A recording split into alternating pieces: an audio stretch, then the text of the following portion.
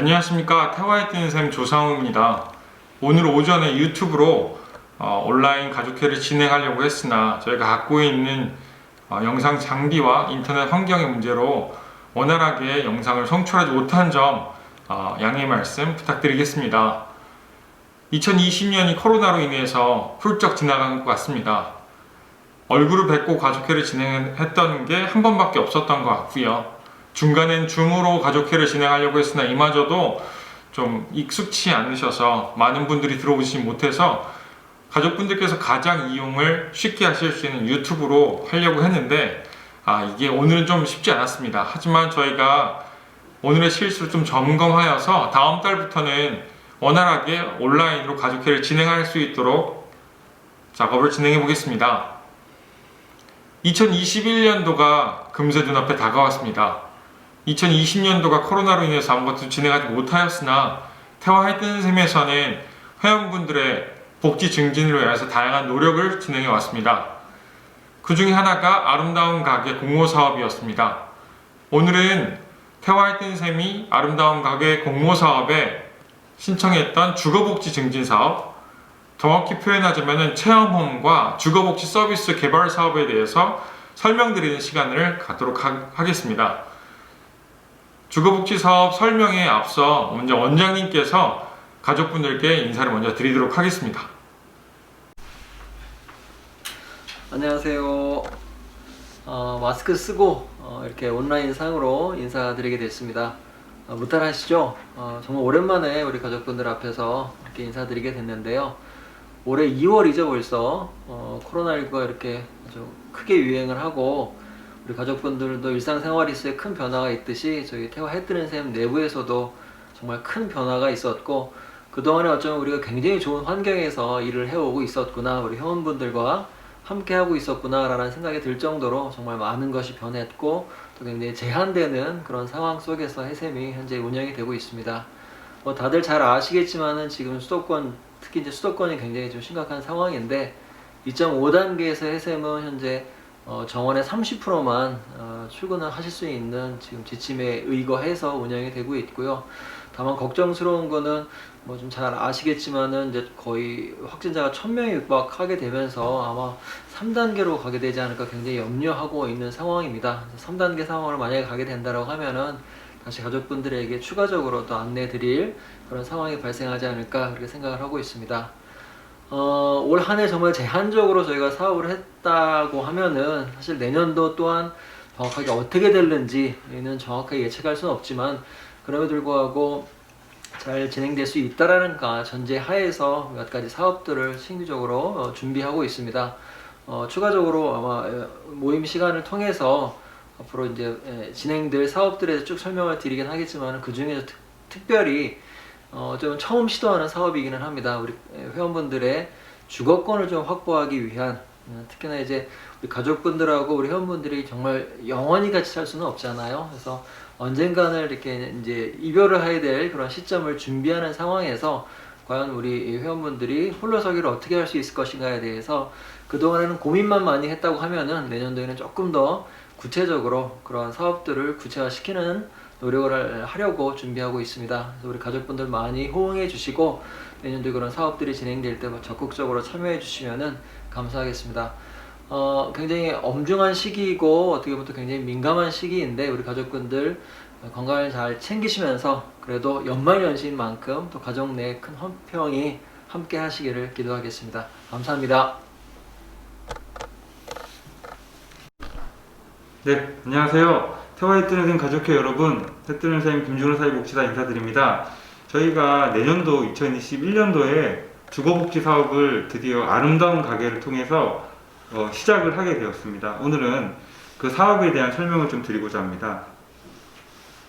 왜 우리가 이 사업을 하려고 하는지에 대한 이야기를 잠깐 먼저 드리면, 아주 간단하게 말씀을 드리면, 주거의 영역에 있어서 시설이 아닌 집을 좀 선물해 드리고 싶습니다.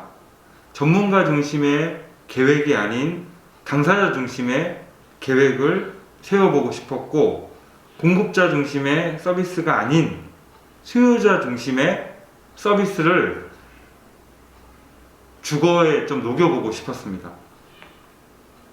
아주 그냥 더 간단하게 말하면 저희 회원분들에게 관리가 아닌, 재활이 아닌, 회복이 아닌 그냥 삶을, 주거 영역에 있어서 삶을 어떻게 하면 선물해 드릴 수 있을까를 고민해 보다 보니 아름다운 가게 주거 사업에 저희가 도전을 하게 되었습니다.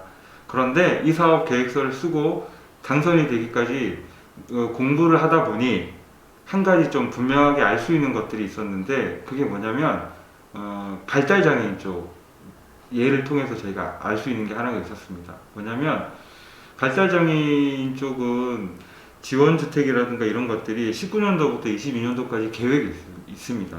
어떤 계획이 있냐면 170개소에서 459개소 정도로의 주택의 확대를 계획을 하고 있어요. 그런데 저희 정신장애인 쪽은 없어요. 이게 왜 그렇냐라고 열심히 또 찾아봤더니, 발달장애인 쪽은 가족분들이 열심히 앞에 나서서 운동하고 제도를 변화시키기 위해서 노력을 했더라고요.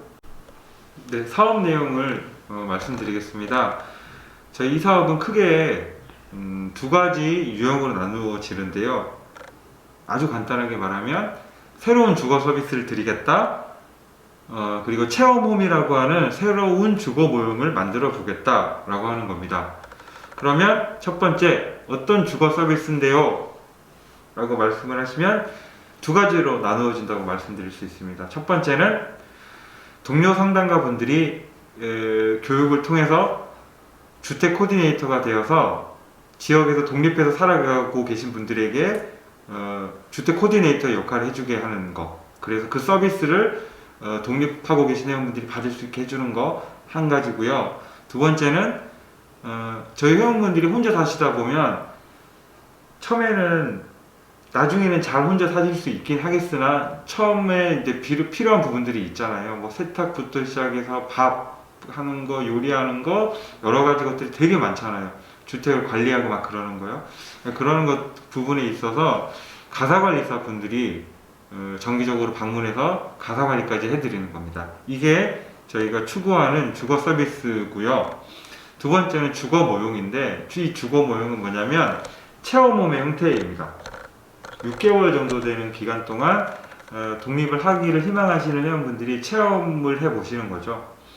그래서 그냥 이제 체험만 하시는 게 아니라 두 분이 한 집에서 같이 사는 거죠. 같이 사는 건데 아무하고나 같이 사는 게 아니라 내가 원하는, 나하고 취미가 같은, 나와 나이가 비슷한, 나와 나 비슷한 분들과 함께 그 매칭의 과정이 있는데, 그 매칭의 과정을 통해서 나중에 선정이 되어서 같이 그 집에서 사시는 겁니다. 그 집에서 사시는데 그냥 사시는 게 아니라 아까 말한 것처럼 주택 코디네이터 분들이 방문을 하고 가사관리사 분들이 방문을 해서 같이 케어를 해드리는 거죠.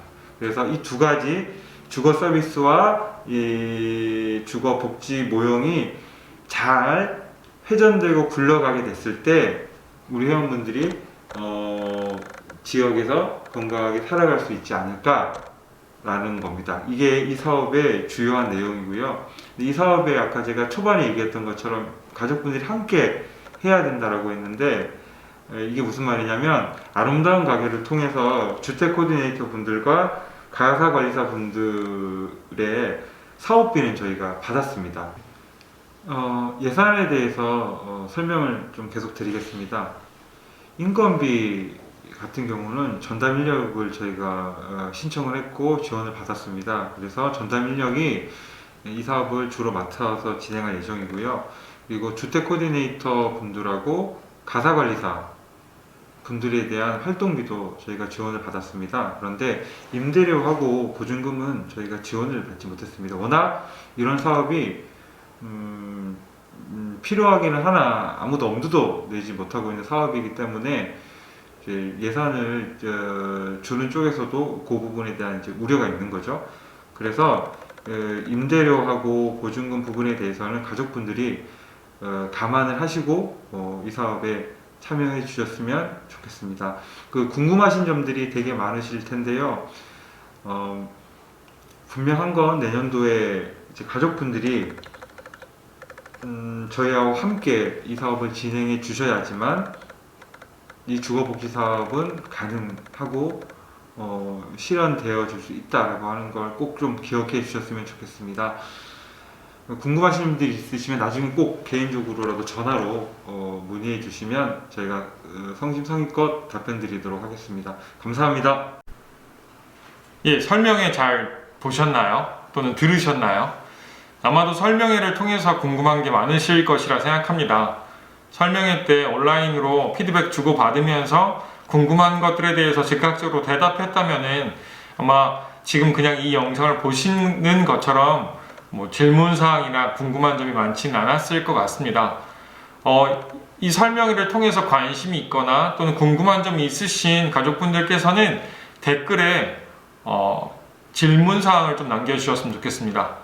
그러면 저희가 그 댓글에 남겨진 것들을 보고 별도로 이 사업에 대한 설명회를 진행하거나 아니면 개별적으로 좀 연락을 드려서 이 사업에 대해서 구체적으로 설명드리도록 하겠습니다. 11월부터 정신건강시설의 종사자는 코로나19 사전검사를 진행하고 있습니다. 또 12월부터는 정신재활시설 종사자와 또 긴급돌봄 회원분들께서 선제검사 대상자에 포함되어서 선제검사를 진행하게 되었습니다. 이 검사는 지금까지 그 선별진료소에서 검사하는 것처럼 면봉을 코에 넣고 채취를 하는 것이 아니라 침인 타액을 어떤 용기 안에 넣고 그거를 검사하는 연구기관에 보내는 방식입니다. 매월 한 번씩 진행되는 방식으로 태화의 뜨는 샘에서 환기가 잘 되는 공간에서 회원분들과 직원의 타액을 채취한 후 검사소에서 직접 태화의 뜨는 샘을 방문하여서 그 용기를 갖고 가는 방식으로 진행됩니다. 또한 태화의 뜨는 샘에서는 오전과 오후 정기적인 환기와 방역을 실시하고 있습니다. 태화의 뜨는 샘을 이용하는 긴급돌봄 회원의 부모님들께서는 긴급돌봄 회원분들께서 주말 상간에 다중이용시설을 이용하지 않고 또 종교시설을 최대한 이용하지 않을 수 있도록 협조 부탁드리겠습니다. 태화의 뜨는 샘 내에서는 계속 회원분들의 건강과 또 가족분들의 건강을 위해서 우리가 어떤 서비스를 제공할 수 있을지 좀 회원분들과 가족분들의 의견을 청취하는 방법을 고려하고 있습니다. 코로나19로 가족분들을 많이 만나지 못한 지금 저희는 유튜브를 통해서 계속 가족분들과 만나는 시도를 해야겠다는 생각을 했습니다. 2021년도 코로나가 빨리 안정되지는 않을 것 같습니다. 적어도 3월까지는 지금과 같은 상황이 지속될 가능성이 있다고 생각됩니다. 따라서 태화의 뜨는 샘은 2021년도에는 오프라인과 함께 온라인 가족회를 함께 병행하여서 되도록 많은 가족분들께서 가족회에 참여하실 수 있도록 할 예정입니다. 가족분들께서 태화의 뜨는 샘의 가족회에 오셔야 태화의 뜨는 샘의 기관의 운영 방침과 또는 회원분들께서 기관 내에서 어떻게 지내고 계시는지 또 회원분들의 목표가 무엇이며 태화의 뜨는 샘과 가족분들께서 무엇을 협의하고 상호 노력해야 되는지 파악하실 수 있습니다. 가족분들의 적극적인 참여 부탁드리겠습니다. 이것으로 2020년 12월 태화의 뜨는 샘 가족회를 마치도록 하겠습니다. 감사합니다.